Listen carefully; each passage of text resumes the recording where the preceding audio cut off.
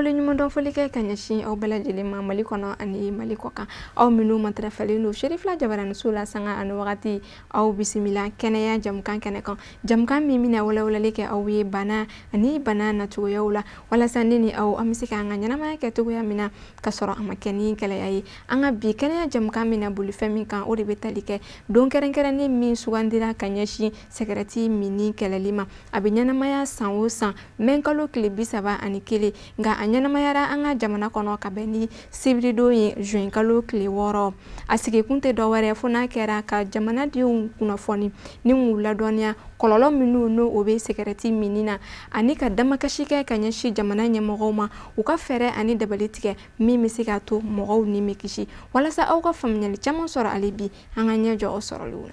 Menkalo Klebi sabani kelen sugandira OMS fait no Organisation mondiale de la santé jakuluba mi sigile no nyeseleke nani jamano togala kanyashi kanaya konyo sabatilima ningo ke don kerenkerene nye kanyashi mi fenjugu kalalima kerenkerene yala cigarette nini ndoyi sinsi mbeke wale ya minka ode dusuma kasa menu nolo sirile no cigarette minina ninga klaka dama kashike kanyashi jamana famauma munkoso damesika kare mi fenjugu la eleni kanu kishi kasangani nyina samba fla ani mugain daku min tara kanyeshi ni don kerenkerene nyarama yalima o de betalike kademsen naka ukishi kabo uzuntiku ka akili shuema no ye chake da bawi minu ngabara nyeshini ndo min fenjugu glanima o hokum de konnana jiyeseleke nani jamana ukele ndo ka akinna sigi sinka mi mekeleke kanyeshi min fenjugu jogolima yasa demisen naka ulu beseka kishi min fenjugu talima yasa o bara fane ka seka sigi sinka o teta fo bela jelenki bolo de nyogoma ninga bado o akilna nununa ka awla donia ka fo chakeda ba minumbu no nulu ka baraw nyeshinendo mi fenjugu glanima sawo sawo dollar war miliyari shegi ni musaka elani ukani mi fenjugu nunu mi meke sababu ye ninga maw bone unina obeseka jago togo ya mina sigareti ka jugu ammimbagama janko ambe wati ni mina ekosisa no ye coronavirus banakise wati olu farla blale no kosabe covid-19 du mana mi fenjugu tabaga mine akololontante wakuma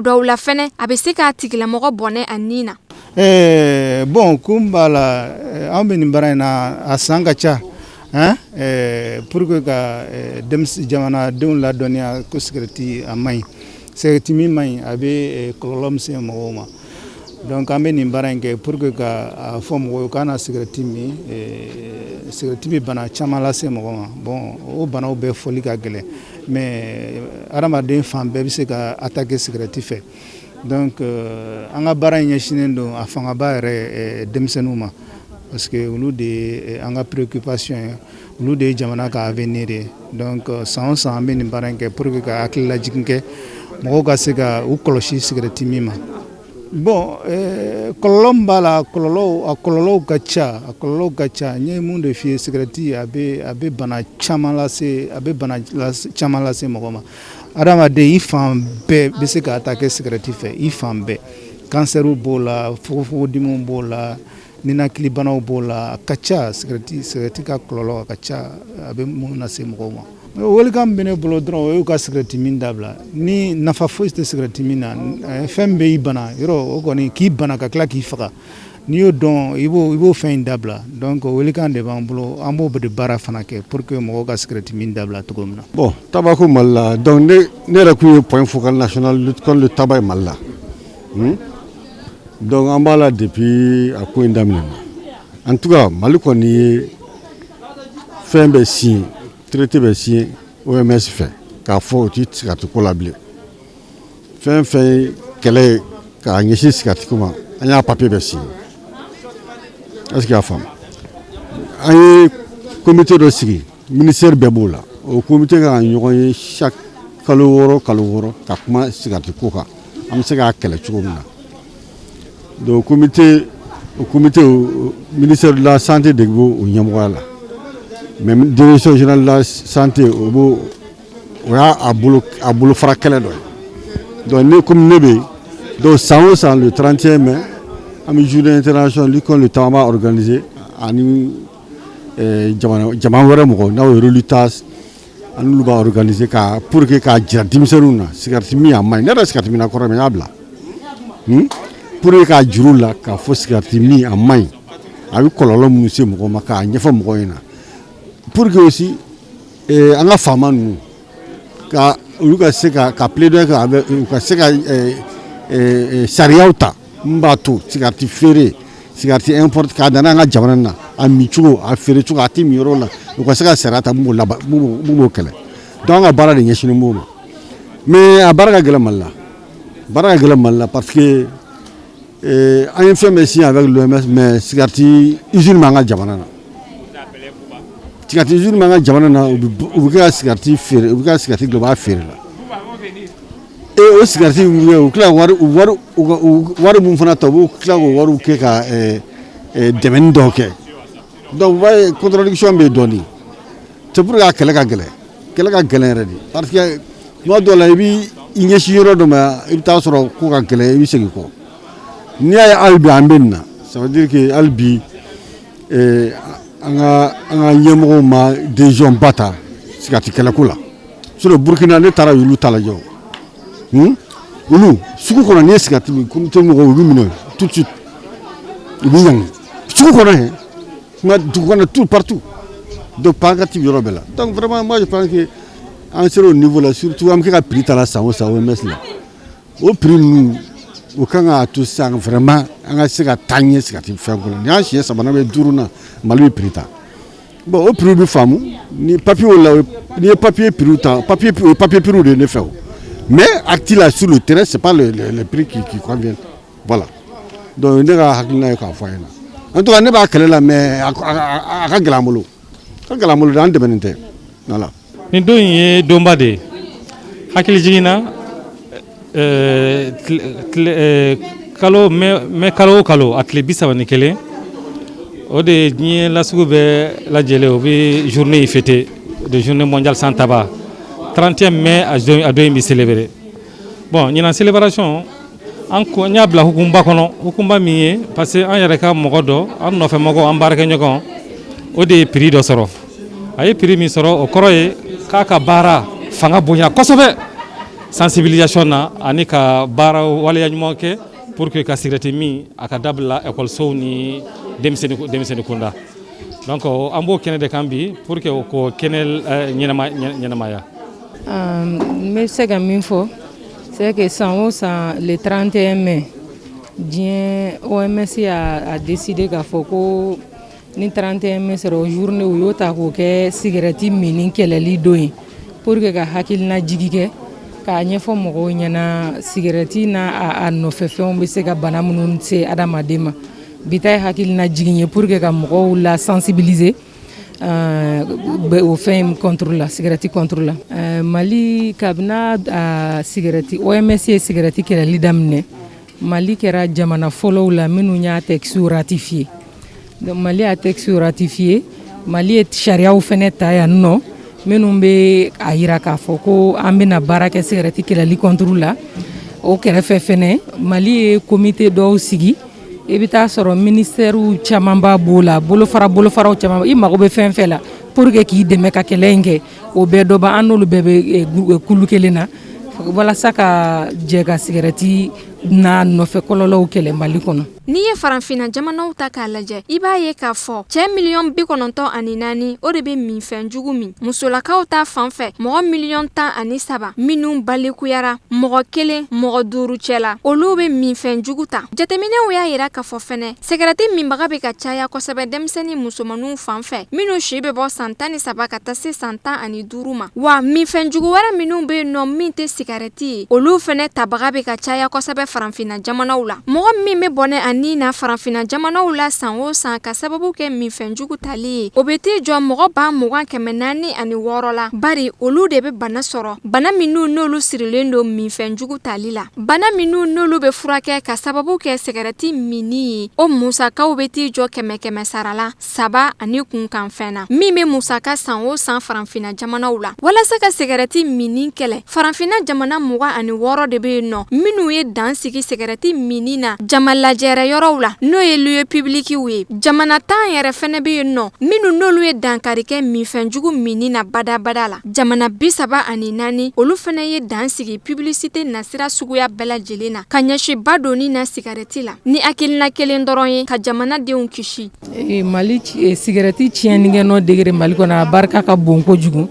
bɛɛ b'a dɔn parce que sigarɛti bɛ se ka banaw lase mɔgɔw ma i n'a fɔ maladie poumon fogon banaw ani a bɛ cancer de lèvres di mɔgɔw ma fura dun t'o bana ninnu na n'olu y'i sɔrɔ donc min ka wusa dɔrɔn i kana don sigarɛti min na o de ka wusa n'i donnen a la ye parce que i mana min cogo cogo a bɛ sira dɔ bila. Sigarɛti ne ye dɔgɔtɔrɔ sigarɛti bɛ jouer Mali mɔgɔ fɛn bɛɛ kan k'a daminɛ kunkolo fo i senkɔnni a bɛ kɔlɔlɔ se a bɛɛ ma. A yɛrɛ laban ti cancer yɛrɛ cancer de poumon n'o y'i minɛ ka ban n'a taara se niveau dɔ a bɛ se k'a bɛɛ sɛrin ka taa fan bɛɛ la a bɛ taa n'a ye kunsɛmɛ na a bɛ taa n'a ye i yɛrɛ na a bɛ taa n'a ye foie la a bɛ taa n'a ye fan bɛɛ n'o kɛra o t'i salen ye donc a bɛ cancer b'a la o y'a laban ye quoi ensuite i bɛ sigarɛti min i bɛ se ka problème respiratoire sɔrɔ bronchite chronique o bɛ se ka k'i la n'i bɛ sigarɛti min a bɛ jouer cɛyaw kan a bɛ jouer denwolo fɛnw kan a bɛ jouer i foie kan donc tu as vu sigarɛti yɛrɛ de man ɲi fan si et puis surtout i bɛ wari yɛrɛ bɔ ka tila ka bana ɲini ka wari bɔ ka bana ɲini o t'o ye k'i yɛrɛ faga maa ɲɔgɔn ye ka wari bɔ k'i yɛrɛ faga o t'o ye donc maintenant ɲinan thème nin c'est important nin thème yɛrɛ diyara ne ye kosɛbɛ parce que industrie de tabac mɔgɔ ninnu u kɛ ka denmisɛnninw de hakili yɛlɛmana u ka kɛ sigarɛti minnaw ye mais c'est grave an bɛ kɛ ka kɛlɛ kɛ an ka sigarɛti min bila olu bɛ kɛlɛ kɛ pour que denmisɛnninw minnu bɛ kɛ ka na u ka kɛ sigarɛti minnaw ye an bɛ taa min je pense que nin ko in na il faut que jamana k'u ka responsabilité ta de soit i b'a la ou bien i t'a la mais i bɛ fɛnw si yan fɛ ninnu wari d'i ma yan fɛ k'i ka fɛn dɔ kɛ an bɛ taa min. Saya minnu bɛ ka kɛ ka sababu kɛ minfɛnjugu tali ye n'i y'a ta sigiyɔrɔma 4 i bɛ taa sɔrɔ 3 bɛɛ lajɛlen bɛ ka kɛ jamanaw la jamana minnu n'olu ka sɔrɔw ka dɔgɔ. Sɛgɛsɛgɛli minnu kɛra Mali jamana kɔnɔ waleyaw kan waleya minnu bɛ se ka bana kuntagalajan se mɔgɔ ma n'a kɛra ka sanga ni san 2013 ye a yirala k'a fɔ mɔgɔkɔrɔbaw mɔgɔ minnu n'olu balikuyara n'u si bɛ bɔ san 15 ka taa se san 34 na i b'a ye k'a fɔ kɛmɛ sara la 15 ani kunkanfɛn olu kun bɛ sigarɛti kɛmɛ sarala 34 olu ye cɛlakaw ye 5 sarala o ye musolakaw ye. Ni an ka jamana ta k'a lajɛ i bɛ taa sɔrɔ denmisɛnninaka minnu bɛ yen nɔ n'o olu bɛ sigarɛti min o ka ca kosɛbɛ ka d'a kan n'i y'a ta 100 sara la a bɛ bɔ 15 ka taa se 20 bɔɲɔgɔnkɔ la wa usine caman de bɛ yen nɔ usine minnu fɛnɛ n'olu ka baaraw ɲɛsinnen don sigarɛti dilanni ma ka fara a fɛɛrɛliw kan ka ɲɛsin nin waleya ninnu bɛɛ lajɛlen ma an ka kan ka waleya jumɛn kɛ walasa ka dankari kɛ sigarɛti minni na an ka jamana kɔnɔ an ka ɲɛ jɔ o sɔrɔliw la. Mali ministre min ka baara ɲɛsinnen bɛ kɛnɛya ko ma a ka lasigiden min tun bɛ kɛnɛ kɔnɔ ale y'a jira k'a fɔ ko nin don ye u bɛ hakili jigin kɛ ka ɲɛsin buna hadamadenw ma kɔlɔlɔ minnu bɛ sɔrɔ sigarɛti la ka ɲɛsin buna hadamaden ma k'a fɔ denmisɛnninw ye u ka sigarɛti to yen a n'a kɔlɔlɔ surtout shisha o min ɲɔɲɛlen bɛ bi shisha ko in filɛ denmisɛnninw t'a dɔn a bɛ se ka degré min kɛ u bɛɛ bɛ a fɛn kelen ta a kalanin kelen ta k'a don u da la a bɛ se ka cancer de lèvres d'u ma cancer de langue ani gorge ni yɛrɛ y'a jaw ye i jaabi tigɛ parce que fura t'a la donc ni bana min bɛ nin kelen na hali tuberculose olu bɛɛ bɛ sɔrɔ daji fɛ bana minnu bɛ sɔrɔ daji fɛ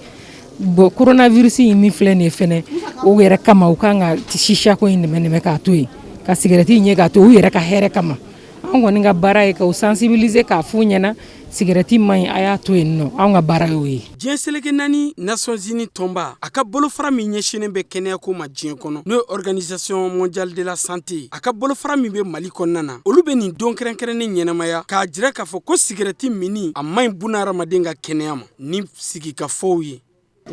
An kɔni ka baara ye min ye an bɛ ministère de la santé appuyer a ka baara bɛɛ la hakili la discours caman kɛra yan aw ye discours ninnu bɛɛ mɛn ministre ka lasigiden kumana association kumana représentant fana kumana représentant ka kuma n t'a dɔn a ye ministère de la santé a y'u la remercier kosɛbɛ u ka bonya ni fɛn o fɛn min kɛra association fana a y'u bonya mais a ye bɛɛ rappeler fana i kan ka dɔ fara cɛsiri kan an ka baara ye min ye orientation stratégie ande bobla au niveau des pays barakanga ke chugomina barakanga ke chugomina sariya kono ambo de clan pays ñogonche vraiment pour que au pays kelen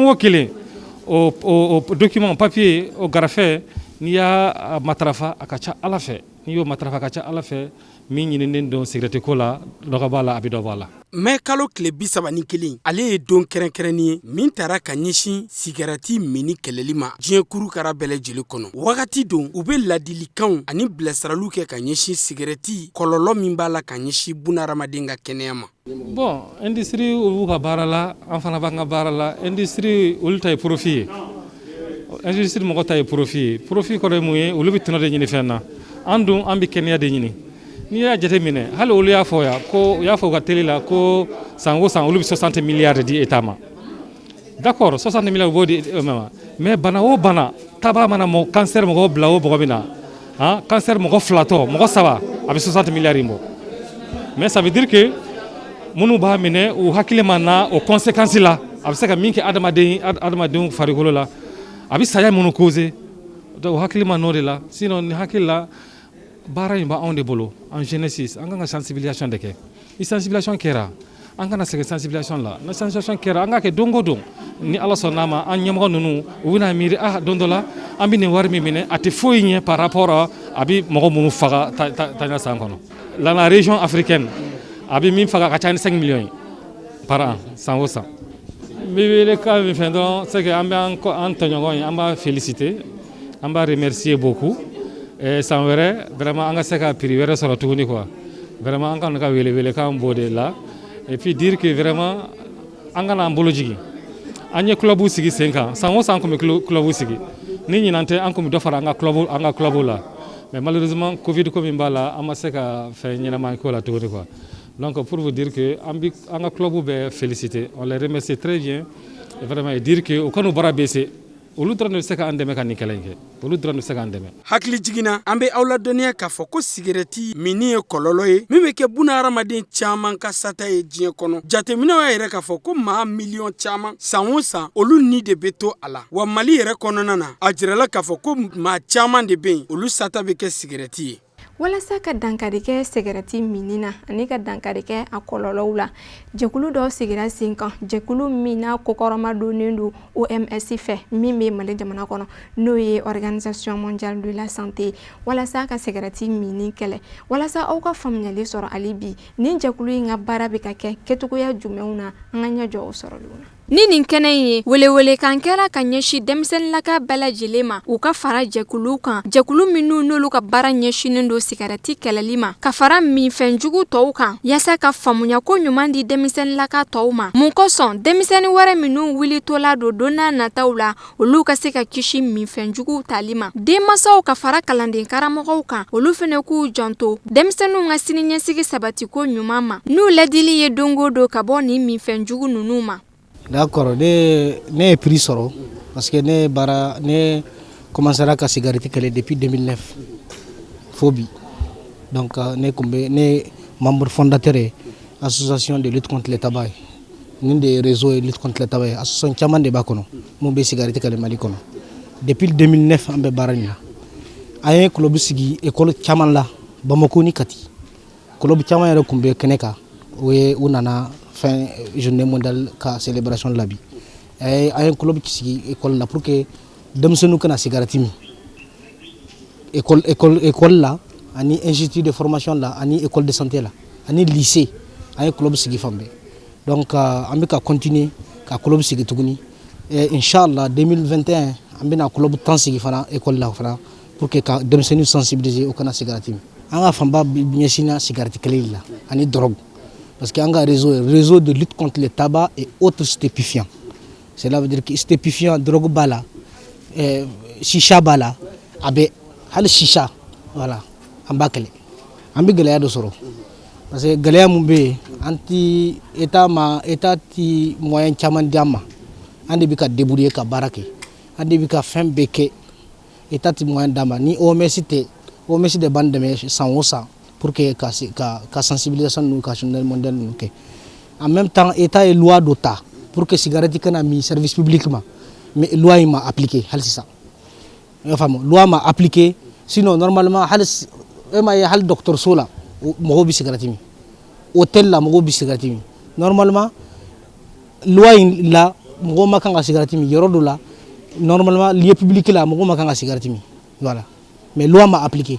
voilà. Mi fɛnjugu kɛlɛli tɔgɔladon kɛrɛnkɛrɛnnen kɛra ka sanga ni bana ye bana min n'a kelen do ka dankari kɛ mɔgɔ miliyɔn caman ni na diɲɛ seleke naani jamanaw fɛ n'o ye covid-19 ye a kɛra gɛlɛya ye adamadenw ma min n'a ɲɔgɔnna yeli ka dɔgɔ wa ali bi n'a ka biya a bɛ ka dankari kɛ mɔgɔw ni na diɲɛ fɛ kɛrɛnkɛrɛnnenya la Mali jamana yɛrɛ sigarati mini a n'a dilanni jamana kɔnɔ a bɛ kɛ sababu ye ni ka niw bɔnɛ kɛnɛya gɛlɛyaw sɔrɔ ani yiriwa siraw a b'o daji wa ɲɛtaga o kuma tɛ. An bɛ sinsin ka yira mɔgɔw la ko cigarette bɛ se ka bana dɔ bila mɔgɔ la bana caman bɛ yen comme maladie cardio-respiratoire maladie cardiaque disidimi ani fɛn caman i y'a faamu voilà hali mɔgɔ mun bɛ an bɛ coronavirus la sisan hali mɔgɔ mun bɛ coronavirus la n'a bɛ cigarette min a b'a faga joona ni coronavirus y'a minɛ mɔgɔ mun bɛ cigarette min ni coronavirus b'a la a b'a faga joona. Denmisɛnnin kɛmɛ sara dɔ denmisɛnninw bɛ cigarette min a ka ca ni 20 ye parce que a ye enquête dɔ kɛ a mɛnna 2008 de la a ye enquête dɔ kɛ école la enquête caman y'a yira ko kɛmɛ peut-être denmisɛnnin 20 ou bien 15 bɛ cigarette min denmisɛnninw fana école mun bɛ 6e année la mun bɛ 7e année la 8e année 9e année kosa ina yɛrɛ an bɔra groupe scolaire la mun bɛ bolibana groupe scolaire la an y'a sɔrɔ denmisɛnnin fitini mun bɛ 5e année u bɛ cigarette min 5e année u bɛ cigarette min an y'a ye bon mun bɛ na ye peut-être fantanya ani u t'a dɔn peut-être u t'a dɔn ni a bɛ bana bila mɔgɔ la voilà nin de don an ye nafa dɔ sɔrɔ a la parce que maire de la commune 4 maire a ye comment dire la a ye arrêté de signer pour que chicha kana mi commune 4 bela voilà a y'a di police ka appliquer voilà et an bɛ ka ɲini maire commune o commune pour que u ka arrêté in ta pour que mɔgɔ kana cigarette mi graine la mɔgɔ kana cigarette mi lieu public la mɔgɔ kana cigarette mi bureau la a bɛ hali assemblée nationale la IBK kun bɛ président de l'assemblée la a ye fɛn dɔ ta arrêté dɔ ta mɔgɔ kana cigarette mi assemblée kɔnɔna la mɔgɔ tɛ cigarette mi assemblée kɔnɔna la u b'a faamu caman ye cigarette bila yɛrɛ an taara école in la u ka maître yɛrɛ cigarette a y'a bila le jour même a ye conférence kɛ a y'a cigarette bila le jour même. Fond là-bas bon je remercie tout le monde n bɛ mɔgɔ bɛɛ remercier n bɛ OMS remercier ani réseau ka président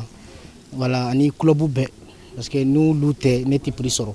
voilà donc an ka baara de ni se ko a fɔ an ye prix sɔrɔ. Min fɛnjugu tali diɲɛ seleke naani jamanaw bɛɛ lajɛlen kunna donnen don wa Mali jamana b'i yɛrɛ y'o kɔnɔ n'i ye Mali jamana ta k'a lajɛ sigarati minni bɛ se ka kɛ sababu ye ni ka na ni banaw ye bana minnu n'olu tɛ jate n'a bɛ fɔ olu ma ko maladie non transmissible wa san kɔnɔ a bɛ mɔgɔ hakɛ min bɔnɛ a nin na o bɛ t'i jɔ mɔgɔ miliyɔn 38 na wa n'i ye diɲɛ seleke naani jamanaw ta k'a lajɛ i b'a ye san kɔnɔ a bɛ mɔgɔ hakɛ min bɔnɛ a nin na o bɛ t'i jɔ mɔgɔ miliyɔn 38 na ka aw ladɔnya ka fɔ an ka bi kɛnɛya jamukan kun bɛ ka boli fɛn min kan o de ye don kɛrɛnkɛrɛnnen min n'o sugandira ka ɲɛsin sigarati minni kɛlɛli ma hakili la ne ni aw an ye faamuyali caman sɔrɔ aw ni ce aw ka ɲamadali la a k'an bɛn siɲɛ wɛrɛ ni kɛnɛya jamukan wɛrɛ